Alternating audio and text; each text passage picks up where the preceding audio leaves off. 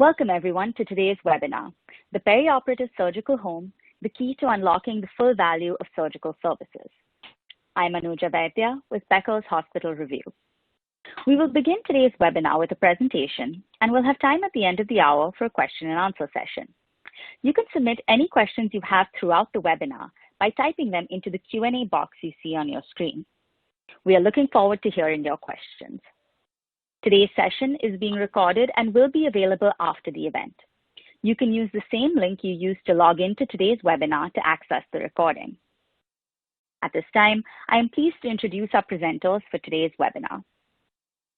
Dr. Thomas Blasco is the Senior Physician Medical Director at Surgical Directions. Dr. Blasco has 40+ years of clinical experience as an anesthesiologist, intensivist working in and managing tertiary care level hospital operating rooms, critical care units, and freestanding ASCs. For over 2 decades, as a founding partner of Surgical Directions, working with scores of clients, he has become a recognized leader in successful organizational improvement of patient-centric surgical care. Lisa Branding is the Director of Strategy and Value-Based Care at Surgical Directions. Lisa has 10+ years of experience helping healthcare organizations adapt and thrive in the changing healthcare landscape. Lisa has worked across more than 30 healthcare providers, health insurers, medical device companies, and pharmaceutical companies in North America. She has launched perioperative surgical home programs at multiple health systems across the country. She specializes in value-based care, growth strategy, enterprise transformation, and health consumerism. At this time, I'm pleased to turn the floor over to Dr. Blasco to begin today's presentation. Well, greetings, everyone. Thanks for listening in. This session is going to be focusing on the long overdue transformation of hospital-based procedural care to high-value, patient-centric processes and culture. And I thought we'd start with a kind of an art appreciation slide. This particular slide, and this painting, was commissioned in 1889 by the University of Pennsylvania. The artist was Thomas Eakins, the surgeon, and this commemorative painting was the famous Dr. David Agnew.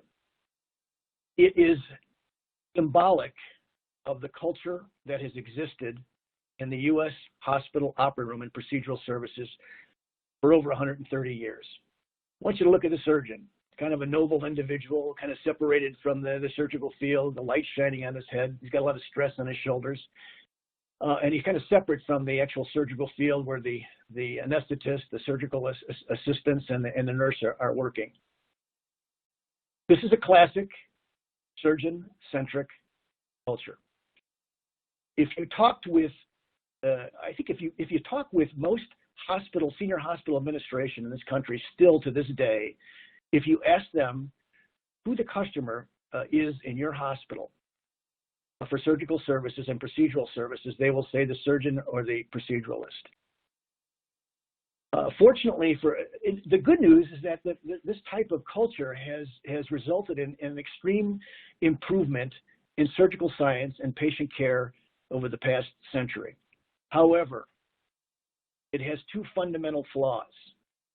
A surgeon is the customer culture has the first flaw of being inconsistent. And all of us who have worked in the surgical environment realize that there's a great deal of inconsistency in patient care with the surgeon as the customer culture. The second problem, and the second fundamental issue, is that it has been from its inception fee-for-service. And that was institutionalized when Medicare in 1965 adopted the fee-for-service system. So it's runaway costs. So inconsistency and it's costly. Let me get to the next slide here. Okay, so prior to COVID, healthcare in the United States, everybody in this discussion, listening in on the discussion, knows that it was pretty much out of control. One recent study suggests that the average man, woman, and child in the United States is probably paying, on average, $15,000 per person per year. Let's focus on hospitals. A typical hospital generates approximately 2/3 of its revenue from procedural services. That's the operating room, endoscopy, the cath lab, interventional radiology, etc. So many efforts have been made to control this rise in costs specifically related to procedural services. And it's only been recently that some of the efforts have been marginally successful. I think the most important trend to discuss is the massive outmigration of patients having surgical care from the hospital to the ambulatory environment. That includes the ASC, the ambulatory surgery center, as well as the surgeon's office.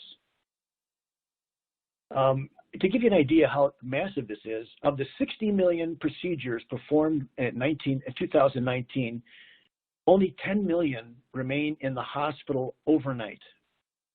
There's an additional 15 million that have day surgery in hospitals, but half those probably could be moved to an ASC. So the hospitals are really reeling from the fact that a lot of their patients are moving to freestanding ASCs in the surgeon's offices.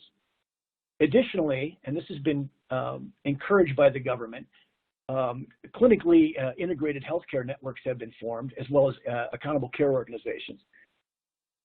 Payment for this population of patients is not the traditional fee-for-service. It's fixed payments, and some of these payments are even based on value.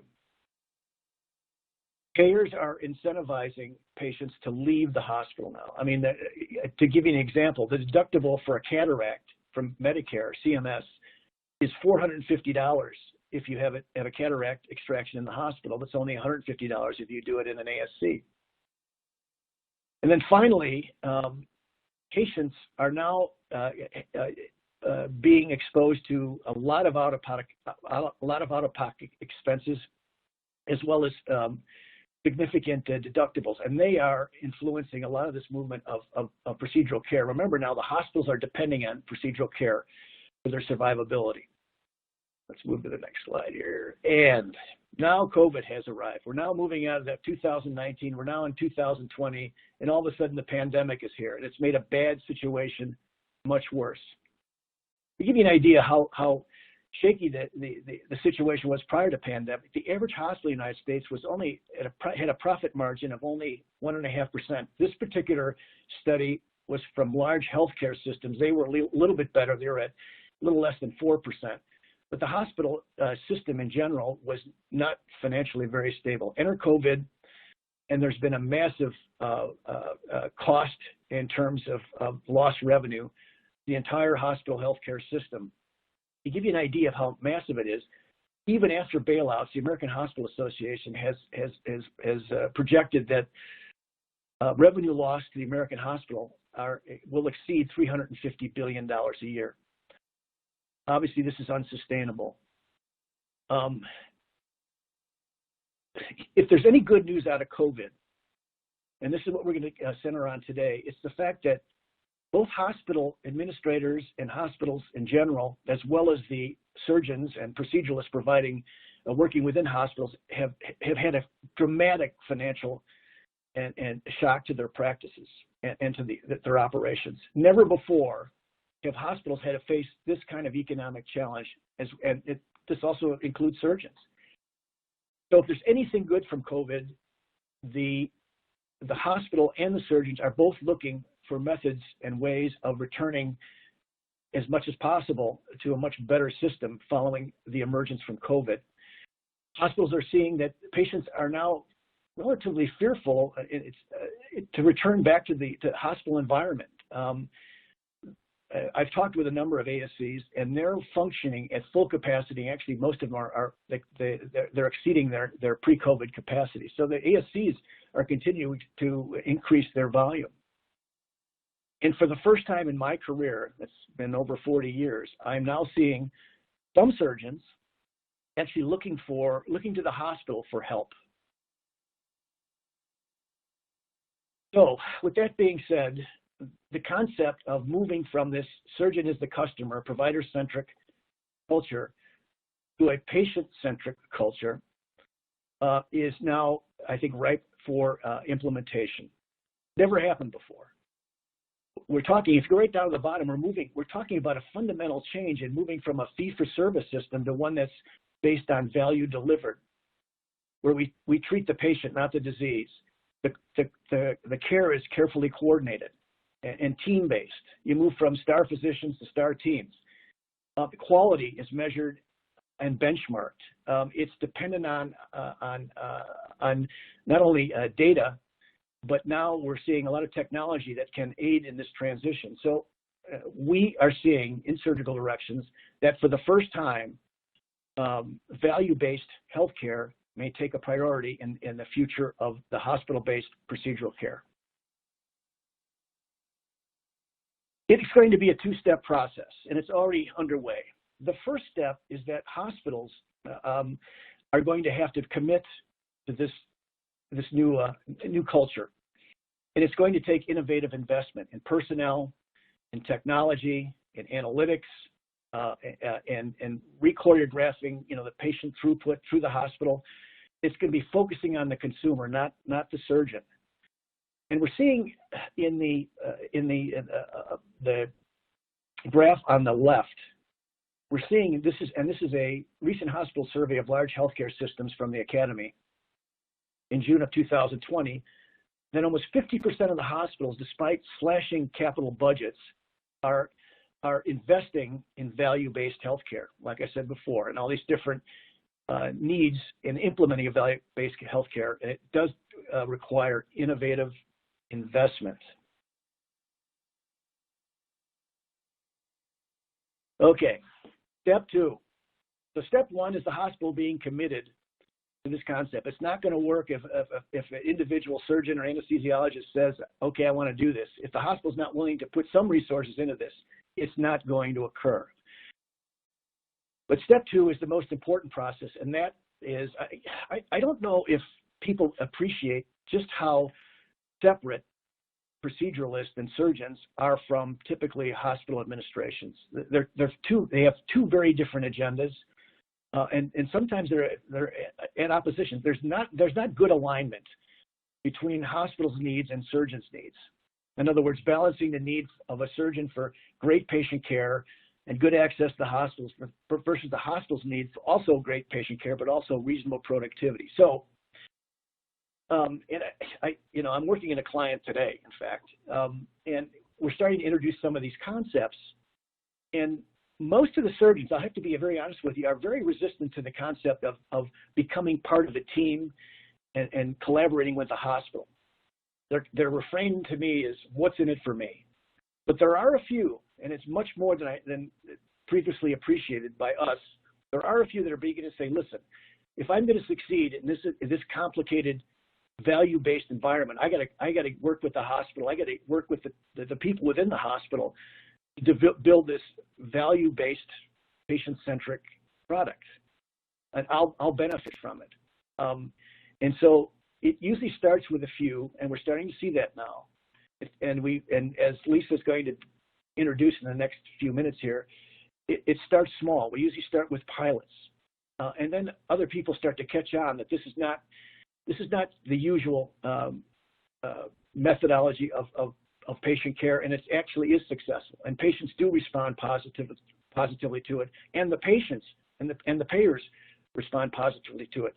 So with that being said, I'm going to turn this presentation over to Lisa Branding, who's going to talk about the surgical home as a tool in the transformation from surgeon is the customer culture to the patient-centric care, high-value patient-centric care. Thank you.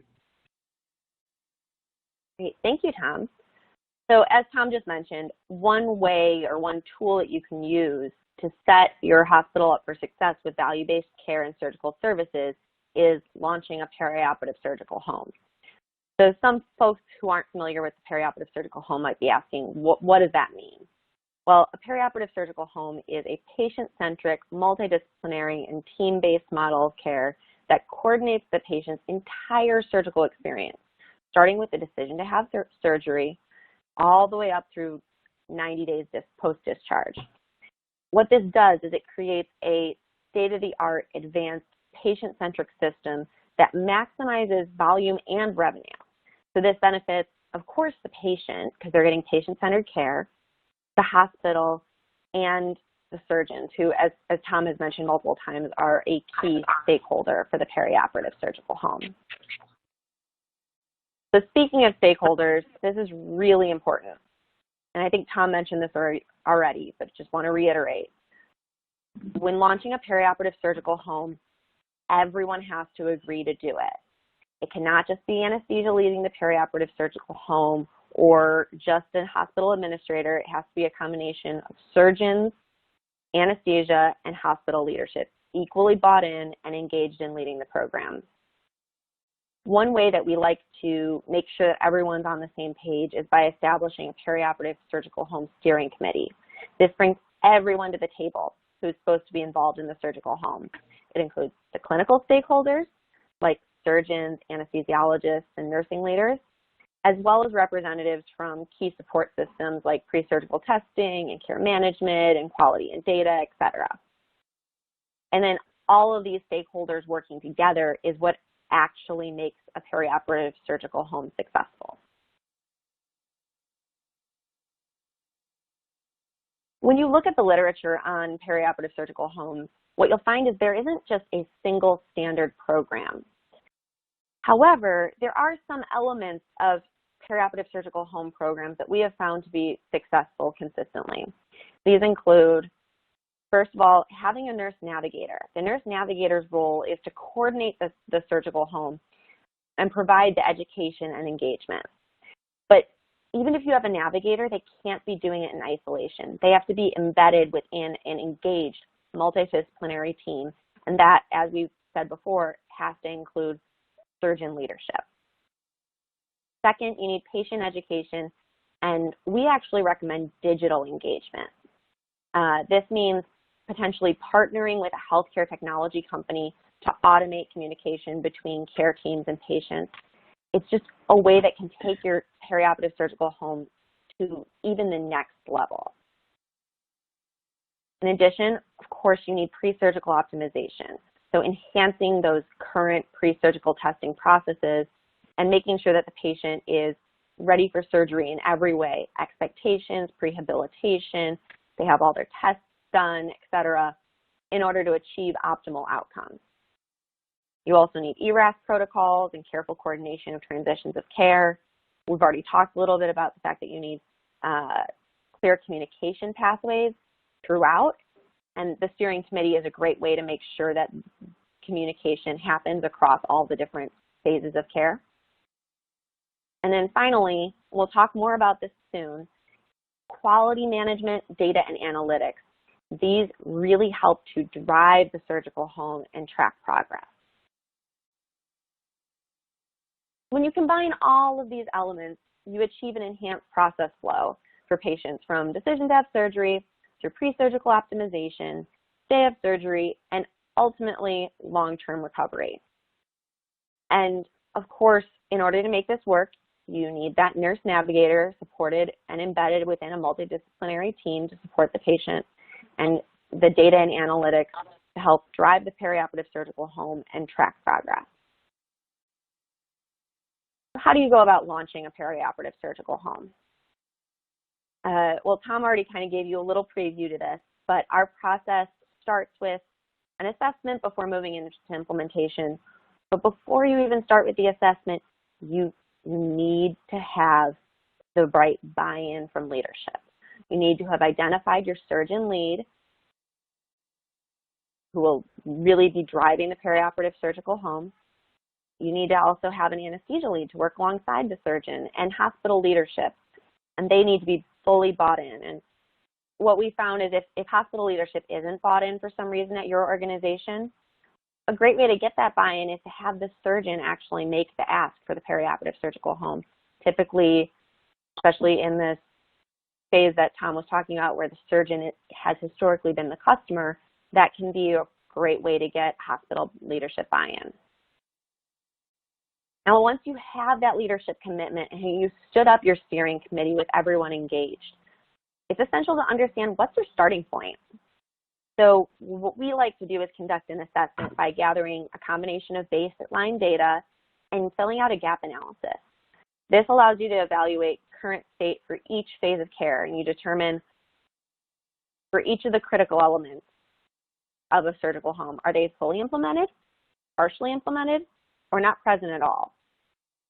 what we found is that this requires a combination of observation, looking at protocols, and conducting interviews, because sometimes folks just have different definitions of what does it really mean to implement ERAS protocols, or they'll say that everyone's using the same process, but when you do an observation, you'll realize that there's a lot of exceptions and nothing's really standardized. And it helps to have this clear picture of where you're at before you go into implementation. So once you have that understanding of what needs to be done, then you make your plan for implementation. And like Tom mentioned at the beginning, we really recommend start small and build. I call it the principle of one. You start with one service line, identify one surgeon within that service line. Not saying you won't have other surgeons involved, but that's the one whose patients you're going to start with. And then one patient for that surgeon. And you roll out the surgical home to that one, you put that first patient through the surgical home. And then you can quickly and easily evaluate, are there things we need to change? What worked well, what didn't? Then you bring on more patients for that surgeon. Then you bring on other surgeons and then other service lines. And this approach allows you to pilot the perioperative surgical home while making rapid adjustments whenever they're needed and building support for the program over time, because you're demonstrating it's successful and then other people want to get involved. In order to demonstrate that it's successful, though, you need data. Data is really critical to the success of a surgical home. First, it helps drive change. Surgeons tend to be pretty competitive, so when they see a peer doing better than them, it'll spur them into action. I can't tell you how many times we've seen a surgeon initially refuse to be part of a surgical home project, and then they start to see the results on their peers, and they're like, huh, and all of a sudden, they want to be part of the program too. Second, the data helps to quantify the impact of the program, which proves its value to administration and to other surgeons. So this simple dashboard that you see on the screen right now lists a lot of the metrics that we recommend collecting at a minimum by surgeons. These are things like volume, mortality, complications, readmissions, patient stay, or patient satisfaction, length of stay, etc. These are all metrics that can be impacted by a perioperative surgical home. So you want to track both baseline and how they change over time as you roll out the perioperative surgical home. We all know that analytics deliver insights and drive cultural transformations, empowering your organization towards lasting change. So it's 100% a critical part of the perioperative surgical home. What you're seeing here are some of surgical directions analytics. These can be automated and are a very powerful way to drive your perioperative surgical home and change. So once you're looking at those data and analytics, what type of results can you expect to see? Of course, better financial outcomes. Over time, you'll see lower cost of care and reduced Medicare penalties. Second, internal efficiency. Patients are prepared when they come on day of surgery, and it also results in a shorter length of stay. Third, positive patient outcomes. This is both in terms of things like patient satisfaction, which goes up when patients have clear expectations, consistent communication, and coordinated experience, and also improved clinical and safety outcomes like fewer complications and readmissions. Plus, perioperative surgical home improves surgeon satisfaction and loyalty, since it makes their job easier. When they show up for surgery, their patients are ready on time. They ultimately have less pain. They make fewer complaints and have those you have fewer pesky phone calls to follow up with. And ultimately, you have better outcomes, which all surgeons want their outcomes to be the best. These results have been demonstrated at a variety of organizations across the country. The ASA's Perioperative Surgical Home Learning Collaborative members have reported outcomes like 50% reduction in length of stay and readmissions. Their discharge destinations, shifting away from SNFs or long-term care facilities, and instead being able to discharge patients directly to their own homes. One hospital reported cost per case reduced by $1,000 per colorectal case, and another saved $4,000 per orthopedic case. In addition to these quantitative results, you'll notice the difference, and your patients will too. So one of the more meaningful testaments that I've heard is from a patient at one of the hospitals where I helped stand up a perioperative surgical home.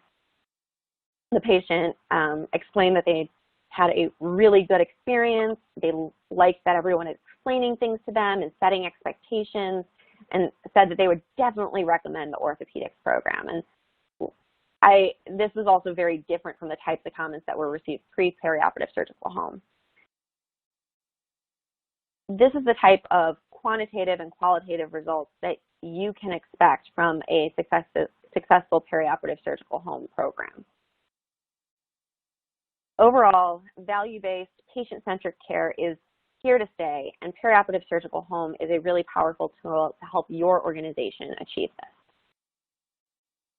Yeah, and just summarizing this half an hour presentation, basically, I don't think the healthcare industry in the United States, and particularly hospital-based procedural care, can continue on the way it's been for the last 130 years.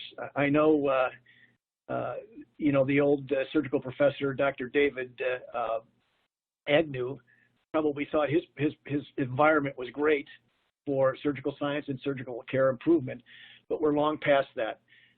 The key will be, and this is, aligning incentives will only ultimately occur as the revenue that comes to the hospital and the revenue that comes to the proceduralists and the anesthesiologists and the other clinicians involved is based on outcome and value. That we're still in the infancy of that, but that will be the key change that has to occur to really incentivize a massive transformation. And I think it's coming very quickly, and nobody can afford healthcare, specifically and particularly procedural care, the way it currently exists in the United States. Thank you, everyone.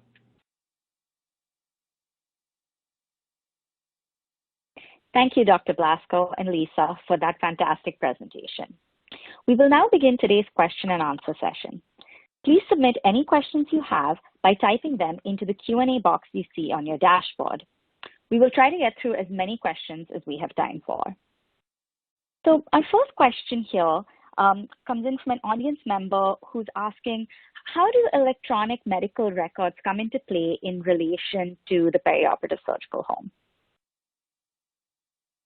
Lisa, I'll let you start in. I'll put my 2 cents in, but why don't you get started? Sure. So the way that I've seen electronic medical records used is, for one thing, you can flag the patients that are supposed to be part of a perioperative surgical home to make sure that they're getting the proper protocols and processes to be part of their care plan.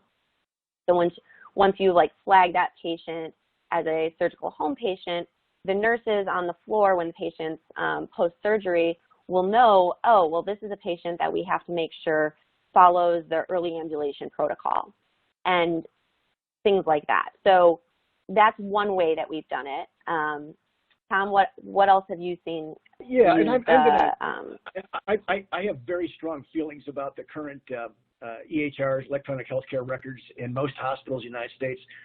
They really are. They may have the capabilities for this, but they're really not set up to really produce data and analytics that can really guide surgical home and patient-centric care. Specifically, we're finding that it requires either bolt-on technology, let's say like Twizzle, or somebody asked I think Molly asked about patient engagement technology. That stuff is really strong, and many of the electronic healthcare records in hospitals really don't have that capability. It's not absolutely essential, but a lot of these aftermarket technologies can dramatically improve not only the guidance of patients through the system, their education and their feedback, both prior to entering the hospital and after they leave, but they also can provide a huge amount of data. Also, you have to sit down with your technology people within your hospital. If they can do it, they need to provide very specific types of data, and that's a major issue that we've come in contact with over the years. And sometimes the data and the benchmarking and the reports generated, let's say by Epic or Cerner or whatever, are really don't really give you the information you need to have these to really have the powerful informatics that you need to drive these kind of processes. Great. Thank you both for those details. Our next question here is, are you able to associate outcomes to any specific elements of the surgical home, such as ERAS, for example? Okay, so it's complicated. First of all, as an anesthesiologist and somebody who's been involved with the perioperative care of patients all my career, it is patient preparation. I'll say it again, patient preparation in a timely manner that has a consistent approach, that's centralized, that's not dependent on the proceduralist office to dictate the patient workup and preparation, but it is patient preparation in a timely manner that's state of the art that will do the most to dramatically reduce quality issues, quality problems perioperatively. So it's patient workup. ERAS, or early recovery after surgery, is related a lot to anesthesia technique. And yes, having moved from the traditional approach for anesthesia with lots of drugs and lots of sedation and lots of opiates, and moving to a multimodal ERAS phenomenon that's both related to surgical preparation, whether it's colon or a joint replacement, and the new kind of multimodal anesthesia pain techniques that really limit the amount of, that really maximize the recovery rate in patients, really also goes to improve outcomes. So let's summarize that. It's patient preparation. That's key. Getting patients into the hospital, prepared, educated, ready to go, and then using the ERAS techniques that somebody suggested to basically expedite their movement through the hospital and to discharge. Great. Thank you so much for that response. Okay, our next question comes from an audience member who says, we are a small critical access hospital in the Pacific Northwest. I see the surgical home model being a huge benefit to patients and families. Any info you can share budget-wise specific to critical access hospitals?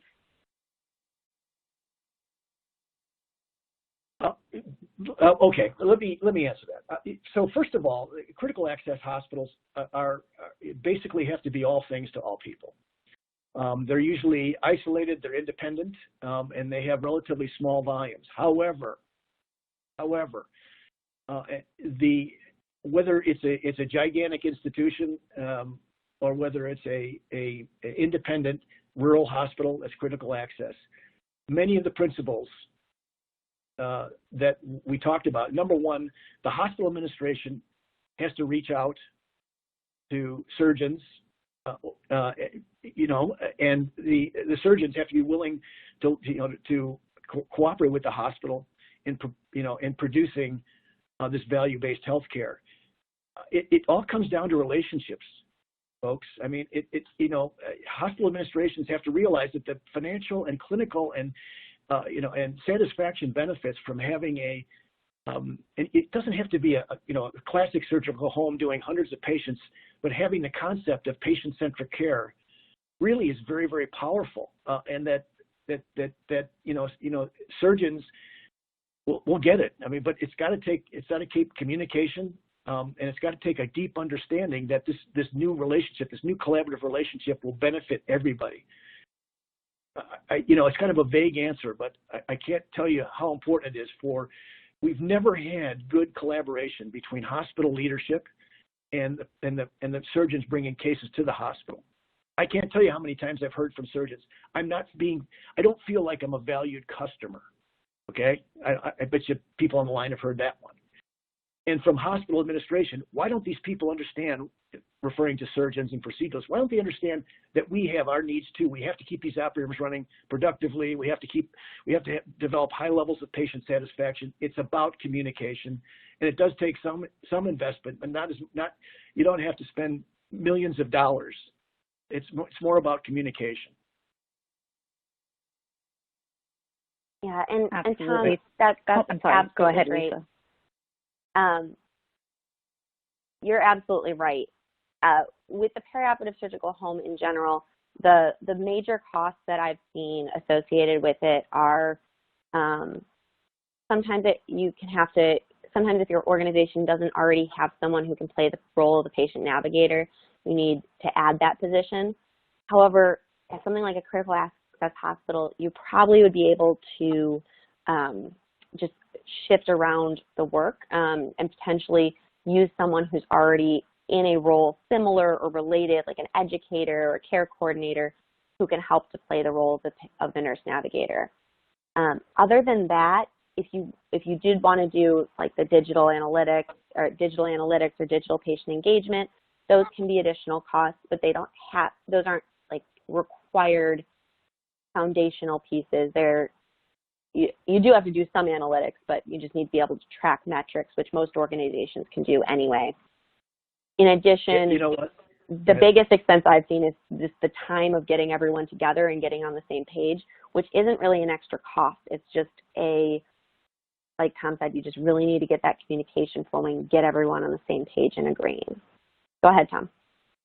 No, I think more important, one thing that Surgical Directions has learned over the 25 years we've been in business is that you create a group of empowered surgeons, anesthesia, nursing, sponsored by a collaborative leadership and administration, high-level administrative leadership.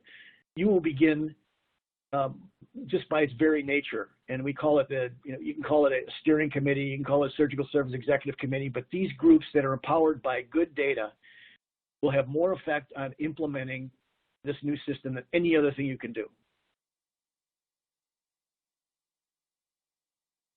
Great. Thank you both so much for those insights.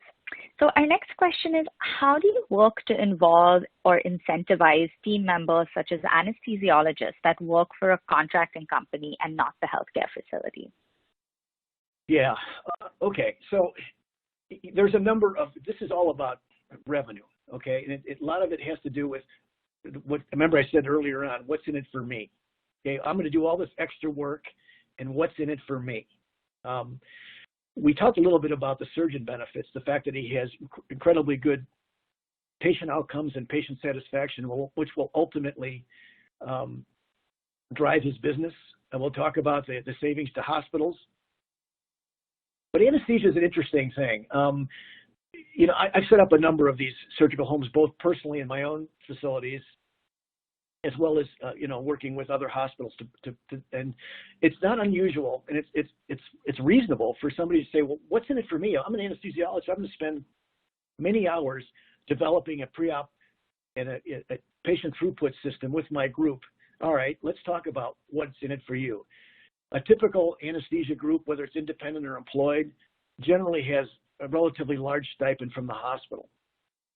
And if you can develop a good perioperative home with good productivity, you will find that the hospital will do a couple of things. First of all, that stipend will be, that pressure on increasing the stipend will be reduced because the hospital would be obviously in a better financial situation. Also, the stipend, if you get good productive operating rooms, will be reduced. I mean, I'm in a hospital. We're at hospitals now where the utilization rate in typical hospital is 40% or sometimes even less, and that can't continue. So the hospital has to provide these gigantic stipends to the anesthesia group to keep anesthesia coverage in place. So it's about what's in it for the anesthesiologist and the anesthetist. It's about, first of all, it's about participating in great patient care and great patient throughput. The second thing is you're reducing you're improving your revenue because volume generally increases. And secondly, the stipend thing that's driving most hospital administrators crazy, in many cases is reduced significantly if you can be part of a situation that really creates a great environment for your patients, and the patients want to come to your hospital. Not to mention the fact it's kind of fun to be part of this whole thing. So.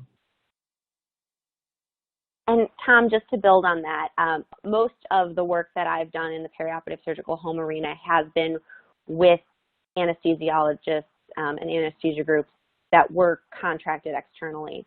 And for them, exactly what Tom said. The reason why they were doing this was to add value to their hospitals. They realized that the modern anesthesiologist must do far more than just deliver direct clinical care. That's not what hospitals are looking for. Hospitals are looking for anesthesia groups that will work with them, support their mission, vision, values, goals. They're excellent communicators and leaders in perioperative services. And this is a way that they can demonstrate their value. So the anesthesiologists that I've worked with in the past have always been excited and very willing to step up and use this as an opportunity to show their value to their hospital so that they kind of keep that contract secure and, like Tom said, the stipend secure as well. Definitely some great points there. Thank you both. So our next question comes in from an audience member who's wondering, how would you recommend laying the groundwork with C-suite leadership to embark on developing a perioperative surgical home? Lisa, why don't you answer that one? Sure. What I recommend is first, get your surgeon and anesthesiologist on board. When a surgeon brings the problem to the hospital, they're going to be, or not necessarily a problem, but the idea to the hospital, they're just going to be more willing to listen. Second, you have to explain to them what a perioperative surgical home is, what it will actually mean to them, what it'll look like, and what the outcomes will be, especially financial outcomes. If you can show them some of what other perioperative surgical homes have achieved from financial outcomes, what you expect to achieve considering your baseline data, that can really help. And then the third thing you need to tell them is what's it going to cost them. So you need to know what is your ask for them. Clearly, you have to ask for their support and leadership. You have to ask for potentially a nurse navigator. You have to ask for their willingness to support making this a priority for the organization and having individuals spend their time developing these protocols, et cetera. So as long as you come to them with your surgeon, explain the concept, explain what they'll get from it, and know your ask, they are pretty willing to listen and engage, from my experience. Yes, and as I stressed, COVID basically has been a symbolic 2x4 across the forehead for a lot of people. I mean, it's basically woken up an industry that was kind of settling into this marginal existence, and just assuming that the end was in sight and that financial ruin was coming. The surgical home basically is going to reinvigorate the entire industry in a very positive way, in that you're going to be reducing costs substantially, but also increasing quality substantially. As physicians, from the moment I started my training, I was never taught to be a team player or to look at the team and be collaborative. We're always taught to be relatively independent practitioners that would think on our feet and use the hospital as for our needs, but not really cooperate with them. We're at a point in time where we can't. It's unsustainable, folks. We cannot continue to provide procedural care in the United States the way it has been done for the last 150 years, or whatever it's been. This financially and clinically, the time has come. And somebody put down here, I'm just going to say this, is about the payers. You will find, and it's an increasing number of payers that are rapidly adopting to, I work I used to work, I retired last year, but I'm still doing a lot of consulting, but I worked for Advocate Healthcare in the city of Chicago. They're getting a 10% premium for all their care, for all their patients, and this is a large healthcare system, and like 20,000 healthcare providers. We're getting a huge premium from Blue Cross Blue Shield because we're aggressively embracing value-based healthcare, from the frontline primary care doctor right up through a colectomy surgery. So the payers are recognizing and incentivizing hospitals that basically adopt and embrace these concepts. They realize that it's gonna be good for them as well as everybody else. Thank you so much, Dr. Blasco. Our next question is, what is the expectation from a capital investment standpoint to stand up a PSH? Okay. You're going to have to either it's going to take personnel. I think Lisa very clearly pointed out you're going to need to have clinicians, anesthesiologists, as well as especially nurse navigators.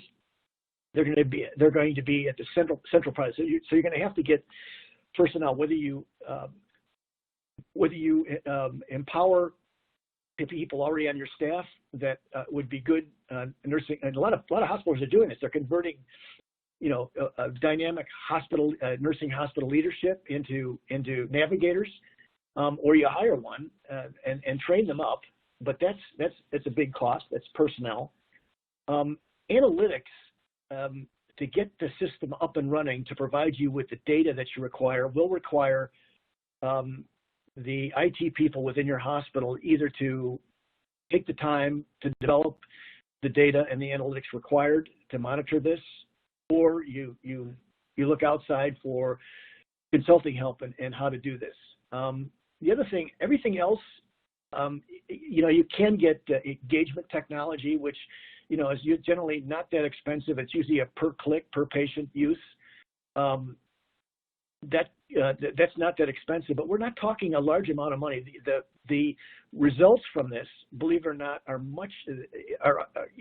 almost an order of magnitude. The profit and the quality is almost an order of magnitude higher than the cost of getting it up and running and started. The hardest thing, and we're going to say this over and over again, is to get collaboration between clinicians and the hospital, and mutual collaboration, that they support each other during the startup process, because it's not as smooth as you'd like it to be, but generally once you get the pilots behind you, it becomes almost a fait accompli. You're going to start to engage more and more surgeons and more specialties, and we've seen this happen throughout the country. So.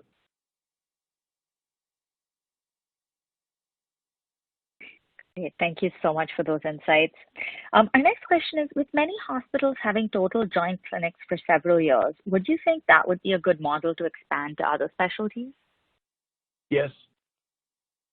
Total joints, there's 1.5 million total joints a year. So it's the most common hospital-based surgical specialty in the country.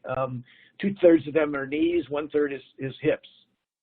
And it depends on the surgeon and surgeons, but I think it's probably the best place to start if you have surgeons that are willing to develop the surgical home. It's been well researched. Reach out to me if you want. I set up a number of these joint replacement hospital-based perioperative surgical homes myself, some of which are very successful, all of which are very successful, and one was actually in a freestanding ambulatory surgical care environment. It's of all besides a colectomy, which is another very common surgical home specialty, I think the most common would be to start with joint replacement. Good question. Great, thank you for clarifying that. Our next question is, if you were to start small, is there a specialty or factor that can help you determine where to start? I'm going to answer this. Find a surgeon that is going to be your flag waver. I don't care what specialty it is; they all can benefit from a surgical home if they're hospital based. And whether it's urology, whether it's general surgery, whether it's orthopedic surgery or neurosurgery or spine surgery, the key is to get a surgeon that's willing to work with a committed hospital administration. That's the key. Everything, the specialty is not as important as having a surgeon leader to get this thing going. Do you agree, Lisa? I completely agree, Tom. Fantastic. Our next question is, how, if at all, would the PSH differ for a pediatric hospital? So from my perspective, The thing that'll differ the most is the communication and engagement will need to be with not just the patient, but also the family and parents. Since communication and engagement and setting those expectations is a huge part of the perioperative surgical home, at a pediatric facility, you will have to make sure that you are including the parents and family, which I'm sure a pediatric facility would do automatically, but making sure that that is built into the process is where I would see the largest difference.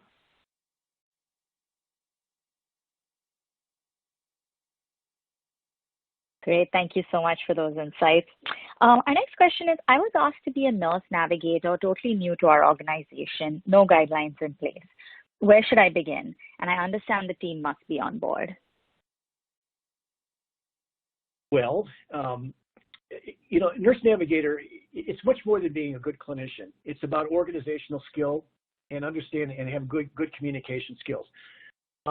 There is a huge amount of literature and educational literature out there that you can use to begin to start that training and education that's required. However, I would strongly recommend, and this is really important, we do this all the time, having a hospital, if they can possibly sponsor you to visit and spend some time with a very effective nurse navigator. And it's starting to develop this network of support in other hospitals of what a good nurse navigator is. It's essential for a successful surgical home to have a nurse navigator. I can't tell you how important this particular role is, but there is a gradually growing number of really good nurse navigators out there, and we can actually probably give you, if you want to talk to us afterwards, we can give you some names to talk with, but use people that have gone through this before. Why do you have to reinvent the wheel? But use other people that are in this role to help you rapidly gear up to be a successful nurse navigator. You agree, Lisa? I think that's probably a reasonable answer. Yeah, absolutely. Don't try to start from scratch. See what's available out there, and just make sure. My recommendation would be to make sure that what you understand your role to be and what everyone else understands to be your role is the same, and that you're communicating that across the organization so that people understand how to leverage you appropriately.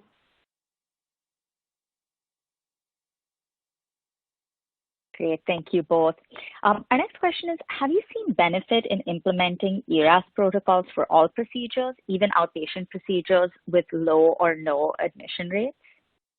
Yep, no question about it. Those anesthesia groups, those anesthesia providers that have not recognized the benefits from these new anesthetic techniques, it's not rocket science here, guys. But the concept of high dose opiates and benzodiazepines prior to surgery and during surgery is largely, for many cases, not all, but largely been eliminated. And these are being replaced by other forms of analgesia and anesthesia, whether it's regional anesthesia or new anesthesia, multimodal anesthesia techniques with GABA agonists and a bunch of different grades that agents that don't sedate the patient allow early emergence from surgery. These ERAS concepts are also very valuable from the surgeon's perspective. How can he, as a surgeon, minimize the postoperative stay from for the procedure by, let's say, implementing the infusion of local anesthetics, particularly Exparel in the wound, that allows the patient to go home very quickly after procedures. I think Exparel has been a boon to, and I'm not selling the drug. I could care less who owns it, but for us, from my perspective, and as an anesthesiologist who uses it and sees other surgeons using it, all these techniques, including Exparel, are really powerful in expediting patient discharge from the hospital as part of ERAS.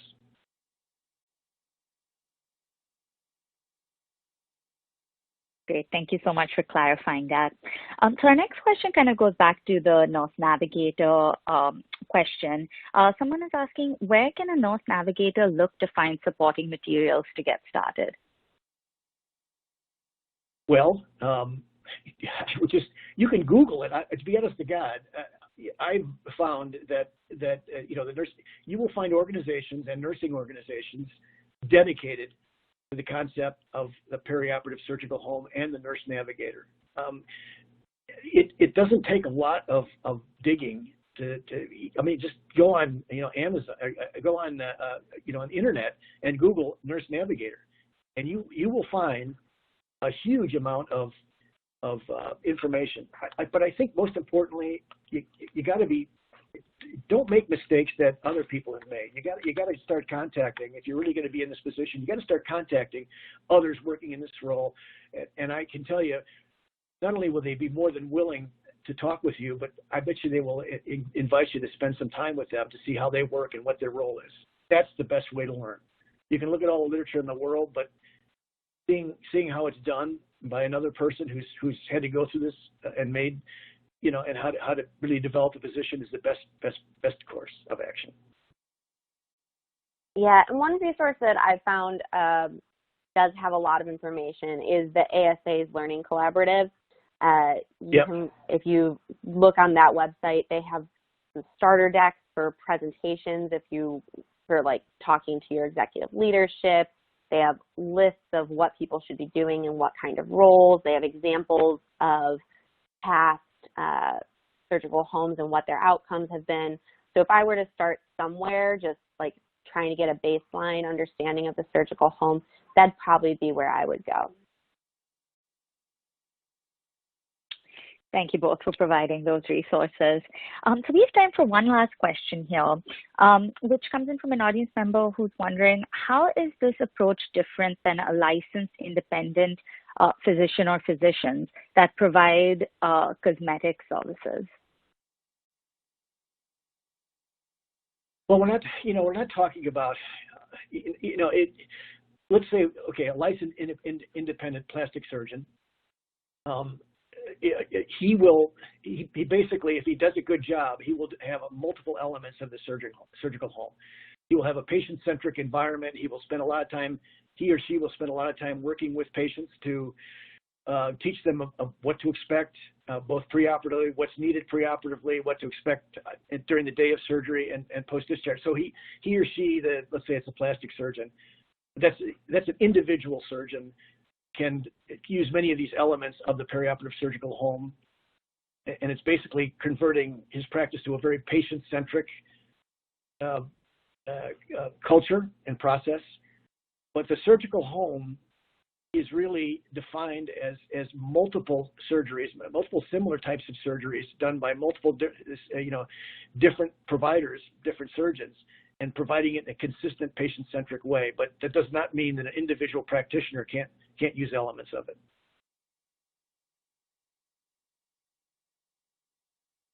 Great. Thank you so much for clarifying that.